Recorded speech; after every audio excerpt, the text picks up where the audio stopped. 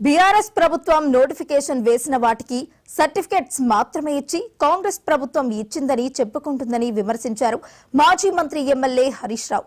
సిద్దిపేట జిల్లా కేంద్రంలోని విపరించి కళా నిలయంలో నిర్వహించిన మహిళా జాబ్ మేళాలో మాజీ మంత్రి ఎమ్మెల్యే హరీష్ రావు పాల్గొన్నారు.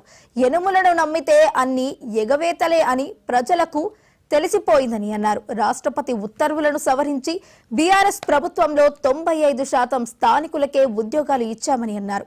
టాటా, బిర్లా వంటి పెద్ద పెద్ద బిలియనర్లు చిన్న చిన్న జాబ్లతోనే జీతం ప్రారంభించారని అన్నారు. సిద్దిపేట పిల్లలకు ఉద్యోగాలు రావాలంటే తన ఆలోచనని జాబ్ మేళాతో జీవితంలో ముందుకు సాగాలని అన్నారు.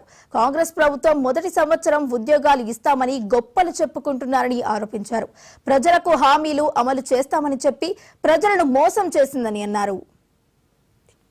పెద్ద పెద్ద టాటాలు, అంబానీలు, బిర్లాలు లేదా పెద్ద పెద్ద ఉద్యోగాలు చేసేవాళ్ళు వాళ్ళ ప్రయాణం చిన్న ఉద్యోగంతోనే ప్రారంభమవుతుంది. ఎవరు ఎదగాలన్నా ఇది చిన్న ఉద్యోగమా, 20,000 వస్తాయా, 19,000 వస్తాయా అని ఆలోచించదు. 4,000 ఉద్యోగాలు ఉన్నాయి. రాష్ట్రంలో చాలా మంది పోటీ పడుతున్నారు. కానీ ఇది మా సిద్దిపేట పిల్లలకు దక్కాలి అని వాళ్ళని రిక్వెస్ట్ చేసి మీకోసం తెచ్చాం. ఇవాళ కాంగ్రెస్ ప్రభుత్వం వచ్చింది. వాళ్ళు ఎన్నికల ముందు ఏం చెప్పారు? ఫుల్ పేజ్ యాడ్ వేసింది పేపర్ల. మొదటి సంవత్సరమే 2 లక్షల ఉద్యోగాలు ఇస్తాము అన్నారు. మొదటి సంవత్సరం అయిపోయి ఇప్పుడు ఏడాది అర్థమైంది. ఏడాది అర్థమైతే ఎన్ని ఉద్యోగాలు ఇచ్చిందో మీకు తెలుసు. వాళ్ళు చెప్పుతున్నది 57,000, ఇచ్చింది మాత్రం 7,000.